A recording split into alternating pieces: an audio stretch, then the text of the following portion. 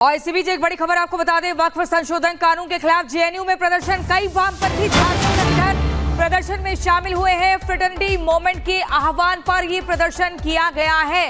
वक्फ संशोधन कानून के खिलाफ प्रदर्शन किया जा रहा है। जेएनयू में एक बार फिर से नफरती एजेंडा उजागर हो चुका है। वक्फ कानून और जेएनयू में तनाव देखिए किस कदर बढ़ता जा रहा है। वक्फ संशोधन कानून के खिलाफ जेएनयू में प्रदर्शन, और इसी खबर पर हमारी संवाददाता काजल हमारे साथ जुड़ गई है। काजल, क्या कुछ जानकारी?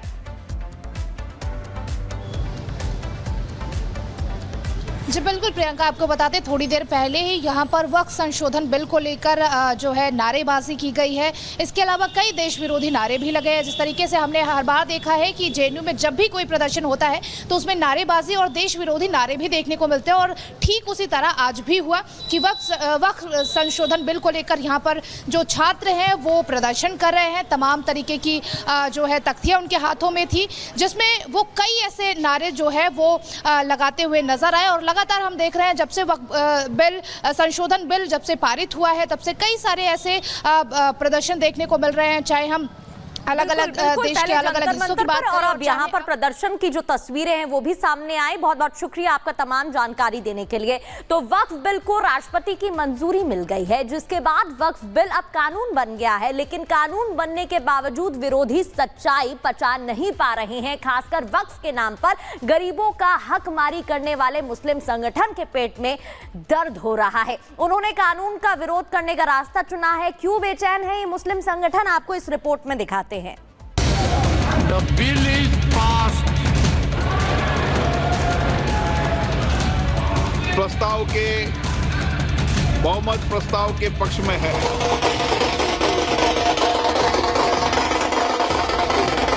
तमाम हंगामे और विरोध के बीच वक्फ बिल कानून बन गया। राष्ट्रपति द्रौपदी मुर्मू ने शनिवार देर शाम वक्फ बिल को मंजूरी दे दी। राष्ट्रपति की मंजूरी के बाद सरकार ने नए वक्फ कानून को लेकर गजट नोटिफिकेशन भी जारी कर दिया है। अब इसके बाद सरकार वक्फ कानून को लागू करने की तारीख तय करेगी और इसके लिए बकायदा एक नोटिफिकेशन जारी किया जाएगा और नया वक्फ कानून पूरे देश में लागू हो जाएगा। लेकिन वक्फ पर नया कानून बन जाने के बावजूद विरोधी सच्चाई स्वीकार नहीं कर पा रहे हैं। वो इसे अल्पसंख्यकों के अधिकार पर हमला बता रहे हैं। All India Muslim personal law board ने इस कानून के विरोध में 2 पन्ने का लेटर जारी किया, जिसमें लिखा गया है, हम नए कानून के खिलाफ सभी धार्मिक समुदाय आधारित और सामाजिक संगठनों के साथ मिलकर राष्ट्रव्यापी आंदोलन करेंगे। यह अभियान तब तक जारी रहेगा जब तक संशोधन पूरी तरह निरस्त नहीं हो जाता। वक्फ संशोधन बिल इस्लामी मूल्यों, धर्म और शरीयत, धार्मिक और सांस्कृतिक स्वतंत्रता, सांप्रदायिक सद्भाव और भारतीय संविधान के आधारभूत ढांचे पर गंभीर हमला है। कुछ राजनीतिक दलों का बीजेपी के सांप्रदायिक एजेंडे को दिए गए समर्थन ने उनके तथाकथित धर्मनिरपेक्ष मुखौटे को पूरी तरह से उजागर कर दिया है। All India Muslim personal law board ने नए वक्फ कानून के निरस्त होने तक आंदोलन जारी रहने का ऐलान कर दिया है, जिससे बीजेपी विरोधी भी भुनाने में जुट गए हैं। वो अल्पसंख्यकों के स्वघोषित पैरोकारों को सपने दिखा रहे हैं कि अगर वो सत्ता में आए तो वो कानून पलट देंगे। देखिए, वक्फ बोर्ड का कानून जो है काला कानून है और देश के संविधान की आत्मा पर चोट है। संविधान की मूल भावना राइट टू इक्वलिटी की बात करती है और इसके अंदर पूरी तरीके से मुसलमान के राइट को कुचल दिया गया। इन्होंने बिल पास किया है जो संविधान के विरुद्ध है। ऐसे बिल को मॉडिफाई करेंगे, ऐसे बिल को खारिज करेंगे हमारी सरकार जब आएगी। हमारी सरकार आने पर किसी भी कीमत पे इस बिल को हम लोग बिहार में लागू नहीं होने देंगे। कूड़ेदान में ये बिल को फेंका जाएगा हमारी सरकार जब बनेगी। विरोधियों की बौखलाहट का आलम यह है कि एक तरफ जहां कांग्रेस, सपा और राजद जैसे दल अल्पसंख्यकों को अपने पाले में करने के लिए उलझुल बयानबाजी कर रहे हैं, तो वहीं मुस्लिम वोट बैंक को अपनी मिल्कियत समझने वाले AIMIM अध्यक्ष असुद्दीन ओवैसी और आप विधायक अमानतुल्लाह खान जैसे नेता वक्फ बिल के विरोध में सुप्रीम कोर्ट पहुंच गए हैं। लेकिन अल्पसंख्यक समुदाय के वंचितों को हक दिलाने पर अड़े NDA खेमा मजबूती के साथ खड़ा है। सीनियर एडवोकेट निजाम पाशा साहब को ये जिम्मेदारी उनकी है। काले कानून के खिलाफ जो अनकॉन्स्टिट्यूशनल है फंडामेंटल राइट्स का ग्रे वायलेशन करता है, सुप्रीम कोर्ट के जजमेंट्स का वायलेशन करता है और डिस्क्रिमिनेटरी है ये। अभी तो किसी गरीब मुसलमान को पता भी नहीं है कि कितनी वक्फ की प्रॉपर्टी, इस वक्फ का फायदा क्या है, वाकिफ ने अपनी मंशा क्या लिखी थी, उसका आज इस्तेमाल जो गरीबों के हक में होना चाहिए उसका दुरुपयोग हो रहा था। तो अब इससे साफ है कि सरकार की मंशा है कि हम वक्फ की प्रॉपर्टी को और वक्फ के उस इनकम को फायदा लोगों समाज से मिल सके, पसमानदा समाज को, एक बड़े समाज को वो हो सके।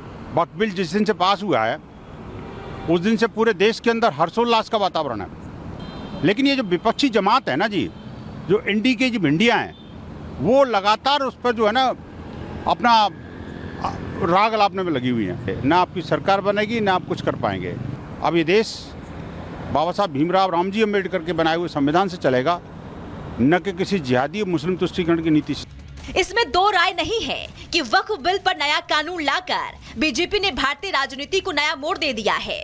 फिलहाल भले ही अघोषित तौर पर वक्फ कानून को लेकर राजनीतिक दल खेमों में बटी नजर आ रही है, लेकिन सच्चाई ये है कि विरोधी भी जानते हैं कि वक्फ की लूट पर स्ट्राइक करके बीजेपी ने एक झटके में उन गरीब मुसलमानों का दिल जीत लिया जिनके हक की सुनियोजित लूट वक्फ समर्थक लंबे समय से करते आ रहे थे। Bureau report, Republic Bharat. बड़ी खबर, जम्मू पहुंचे गृह मंत्री अमित शाह। जम्मू में अमित शाह का स्वागत हुआ। जम्मू कश्मीर की सुरक्षा की समीक्षा करेंगे अमित शाह। हाल के आतंकी हमलों पर रिपोर्ट भी लेंगे, विकास परियोजनाओं की समीक्षा भी करेंगे।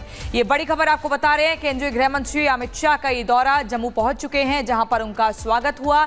और ऐसे में आपको बता दें, कानून व्यवस्था को लेकर अधिकारियों के साथ समीक्षा बैठक भी करेंगे, साथ ही पार्टी के कार्यकर्ताओं के साथ मंथन भी करेंगे। उनके दौरे पर बीजेपी नेता क्या कुछ कह रहे हैं वो भी आपको सुनवाते हैं।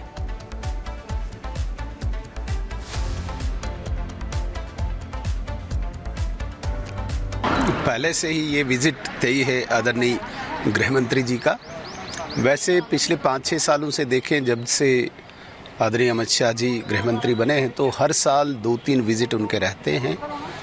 चूँकि यूनियन टेरिटरी है और सिक्योरिटी सुरक्षा की सारी जिम्मेदारी गृह मंत्रालय के पास है और बड़े प्रोजेक्ट्स भी यूनियन टेरिटरी की गृह मंत्रालय देखता है, तो रूटीन में उनकी मीटिंग्स होती है, सुरक्षा एजेंसियों के साथ रिव्यू मीटिंग होती है। पिछले 1 साल से जिस प्रकार से जम्मू संभाग में थोड़ा सा पाकिस्तान प्रायोजित आतंकवाद सर उठाने की कोशिश कर रहा है और कुछ घटनाएं अभी रिसेंट घटी हैं, वो भी मुझे लगता है कि गंभीरता से तो अमित शाह का मिशन जम्मू शुरू हो चुका है। गुरसिमरन हमारे संवाददाता जम्मू से हमारे साथ जुड़ गए हैं। गुरसिमरन, ये बताइए कि इस दौरे के दौरान और क्या कुछ खास होने जा रहा है? अधिकारियों के साथ समीक्षा बैठक होगी, बीजेपी नेताओं से भी मिलेंगे, और क्या कुछ खास?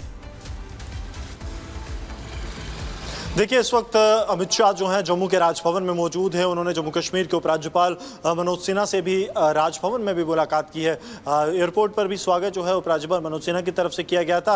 अब चंद मिनटों में जो है अमित शाह इस वक्त राजभवन से रवाना होंगे और भारतीय जनता पार्टी के कार्यालय पहुंचेंगे। ये इस वक्त हम आपको भारतीय जनता पार्टी के कार्यालय के बाहर की तस्वीरें दिखा रहे हैं, जहाँ आप देखेंगे तो सुरक्षा जो है वो चाक चौबंद कर दी गई है, क्योंकि केंद्रीय गृह मंत्री का दौरा है। एक कोर ग्रुप की बैठक में केंद्रीय गृह मंत्री हिस्सा लेंगे। इसके साथ साथ पार्टी कार्डर से मुलाकात होगी, एक जो कि संगठन है, संगठन के विषयों पर चर्चा होगी और उसके साथ साथ खासतौर पर कश्मीर घाटी में पार्टी जो है उसका विस्तार कैसे किया जाए उसको लेकर चर्चा होगी। तस्वीरें आज जो है इस बैठक तकरीबन 1 से सवा घंटा चलेगी और उसके बाद कल जो है केंद्रीय गृह मंत्री अमित शाह कठुआ के हीरानगर में अंतर्राष्ट्रीय सीमा पर जाएंगे, बीएसएफ के जवानों से मुलाकात करेंगे और ग्राउंड में क्या हालात हैं वो एक नब्ज टटोलने की कोशिश करेंगे। उसके बाद राजभवन में जो कि जम्मू कश्मीर बिल्कुल बैठकें भी होंगी, साथ ही जिस तरीके से